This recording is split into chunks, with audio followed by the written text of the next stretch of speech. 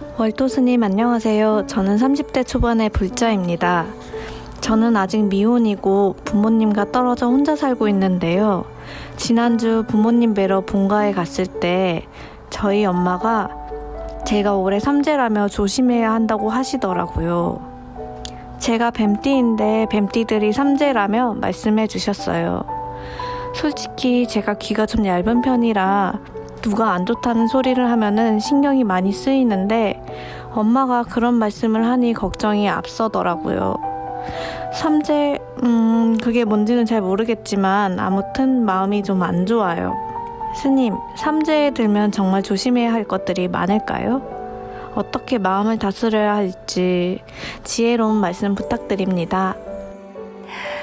네, 세상의 모든 고민. 오늘은요, 30대 초반의 불자님께서 삼재를 앞두고 계시답니다. 이 삼재에 대해서 참 주변에서 특히 부모님이 좀 조심해야 된다 이런 말씀을 많이 하시나 봐요. 삼재에 대해서 어떻게 우리가 좀 잘 극복하면 좋을지 스님, 이 삼재가 진짜 있긴 있습니까? 삼재는 사실은 누구에게나 다 오는 거예요. 그래서 누구에게나 다 오는 부분인데 그 삼재라는 자체는 이제 전쟁, 병고, 굶주림 이걸 삼재라고 이야기하기도 하고 이제 수재, 풍재, 화재 이거를 이제 삼재라고 얘기도 합니다. 그래서 이제 삼재라고 하는 부분은 들삼재, 눌삼재, 날삼재 이렇게 이야기를 하거든요. 네. 그래서 삼재라고 하는 부분은 올해는 이제 뱀띠, 닭띠, 소띠가 삼재예요. 그래서 삼재가 들어오면 들어오는 해를 우리가 들삼재라고 얘기하고 머무르는 해를 눌삼재라고 얘기하고 나가는 해를 날삼재라고 얘기해요. 이것은 순차별로 계속 돌아가는 겁니다.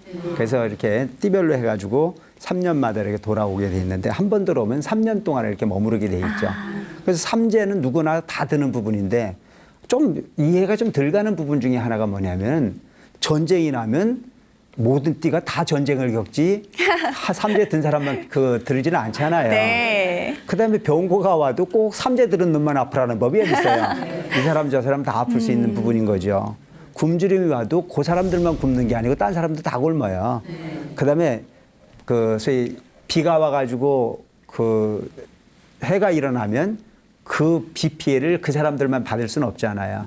단지 이런 부분들은 고띠가 들은 사람들이 세상을 살아가는 부분에 있어서 조금 어려움을 마음적으로 겪을 수 있는 확률이 높아지니만큼 그때는 조금 조심해서 살아라라고 하는 의미가 있지 그 부분이 꼭 절대적으로 거기에 그런 일이 생긴다는 건 아니라는 것을 우리가 참고할 필요가 있습니다. 네. 그래서 사실은 보면 삼재 들은 사람만 조심하는 게 아니고 요즘엔 삼재 안 들은 사람들 다 조심해야 돼요. 그럼요. 나가면 차 조심해야 되죠. 네. 뭐 모든 부분은 다 조심할 수밖에 없는 부분이 환경에 놓여 있다라고 하는 점을 우리가 좀 상기할 필요가 있고요. 삼재라고 하는 부분을 두려워할 건 아닙니다. 단지 우리가 과거로부터 우리가 걸어 다니고 정부가 그렇게 능하지 않았던 그런 시대 속에서 살면서 민간 풍습으로 내려와줬던 확률적 부분의 모습을 가지고 네. 우리가 좀 더 조심감 있게 살아갈 수 있도록 하는데 필요한 부분이 삼재다라고 한 정리를 해놓은 거니까 너무 거기 전적으로 의지할 필요는 없고 삼재가 들을수록 우리는 어떻게 하면 돼요? 더 부처님전에 기도 열심히 하고 살면 평상시에 한 50% 정도를 얻을 수 있는 부분을 삼재가 들었을 때 100%가 될 줄 어떻게 알아요? 그래서 더 많은 노력과 더 많은 정성을 기울이기 위해서 만들어진 어떤 그런 부분 행위가 바로 이 삼재의 모습이 아닐까라고 하는 생각을 합니다. 걱정하지 마시고 열심히 정진하는 불자를 되었으면 좋겠습니다. 네, 감사합니다. 참 새해가 되면 이렇게 뭐 삼재니 뭐 사주팔자 많이들 이야기하거든요. 그리고 스님 또 혹자는 그 사주라는 게 우리 불교와 또 관련이 있다고 생각하는 분들도 많으신 것 같은데 사실 그렇진 않죠. 예. 꼭 불교의 모습이라고 볼 수는 없어요. 이제 불교가 이야기하고 있는 부분은 뭐냐면 과거의 데이터라고 하는 부분 우리가 소위 업이라고 하지 않습니까?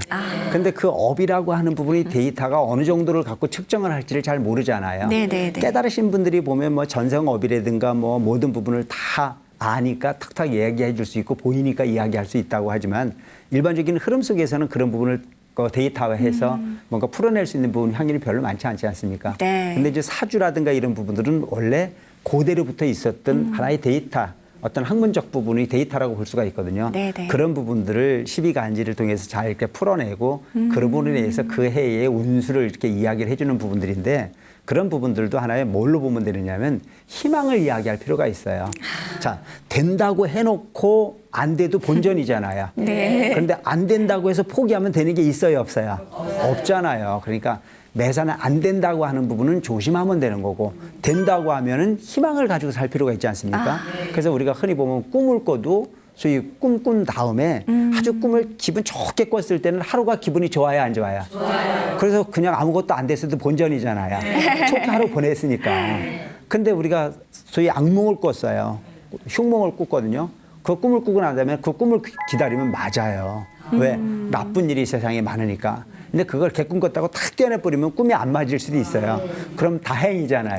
그러니까 꺼내버리는 것은 우리가 떼어내버릴 수 있도록 그렇게 할 필요가 있다. 그래서 사주나 소위 그 신수라든가 이런 부분들도 보면 너무 네. 거기에 의지할 필요는 없다. 단지 좋게 해석해서 아 올해는 정말 좋은 일이 생길 거야 라고 하는 부분을 가지고 희망을 가지고 살다 보면 그 순간순간 자체가 행복일 수 있고 어떻게 보면 우리 삶의 목적이라는 자체가 뭐죠? 행복이지 않습니까? 희망이 있는 사람에게는 행복을 꿈꿀 수 있지만 희망이 없는 사람에게는 행복을 꿈꾸기가 어렵습니다. 그래서 어쨌든 희망을 가지고 사는 그래서 열심히 부처님 전에 축원드리고 기도하는 것보다 더 완벽한 행복은 없습니다. 네. 사주팔자에 의지하기보다는 또 신수에 의지하기보다는 열심히 부처님 전에 축원드리고 공덕의 주인공이 되고 또한 지혜의 주인공이 돼서 노력하는 불자들이 되었으면 좋겠다는 생각이 듭니다. 명심하겠습니다.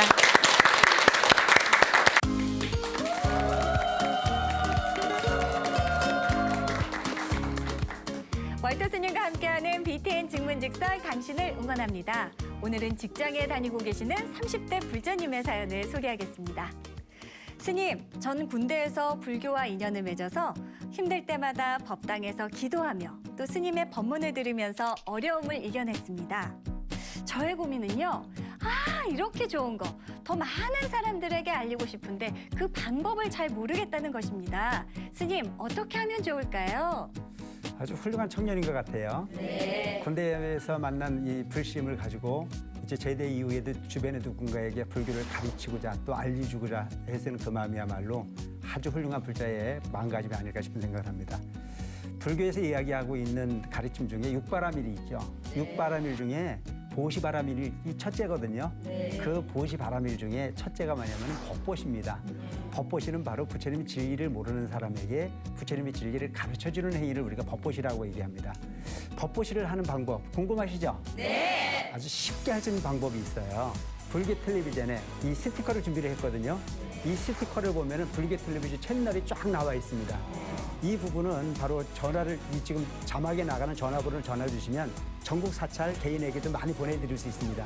주변에 있는 많은 분들에게 이 스티커를 많이 나눠주시면 불교 텔레비전을 모르는 많은 불자들에게 불교 텔레비전과 인연을 맺게 할 거고 그 인연을 통해서 법문을 듣다 보면 그것이야말로 가장 완벽한 법보시가 될 겁니다. 와, 그렇습니다. 지역마다 다른 우리 집 TV 채널 꼭 확인하셔서 자나깨나 부처님 가르침과 항상 함께 하시길 바랍니다. 여러분, 자나깨나 뭐라고요? BTN! 네, 월터 스님과 함께하는 BTN 증문즉설 당신을 응원합니다.